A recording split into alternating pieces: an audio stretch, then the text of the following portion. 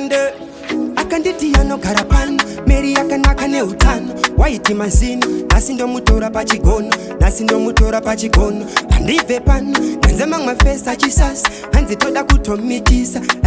vari kuti anowanza kuganza saka mukasandipa chete vachamubata ndiri kutsvaka Mary Mary Mary namai vaMary Mary ari kupi Mary ari kupi ndiri kutsvaka Mary Mary Mary namai vaMary Mary ari kupi Mary ari kupi musamegotsi kuti papata ndikangomusiya chete uyu patoshata vakomana vacho vanokanda hakata vakangomubata zvatako nekuti mumwe wacho imhondi obvious ipo pamuwanika nasendi mumwe wacho nobira vanhu kumakombi mwana wenyu wanofana nzara achinyimwa chembi ndiri kutsvaka Mary Mary Mary namai vaMary Mary ari kupi Mary ari kupi ndiri kutsvaka Mary Mary Mary namai vaMary Mary ari kupi Mary ari kupi mwana wenyu is the best matsagaya they don't deserve domtora Mary ndomuisa pachest achararama life yake iri best love is the first we are about to say Mary usache you are the one I want to marry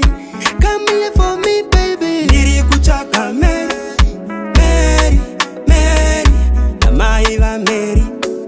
Mary ari kupi Mary ari kupi ndiri kutsvaka Mary Mary Mary namai vaMary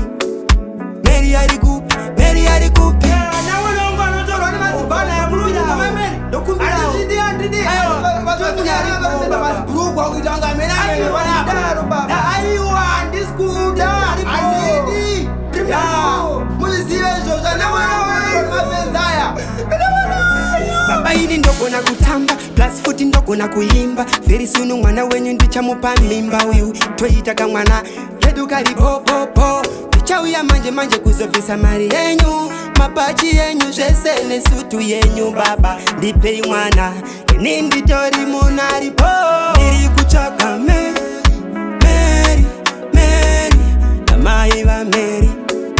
Mary ari kupi Mary ari kupi ndiri kutsvaka Mary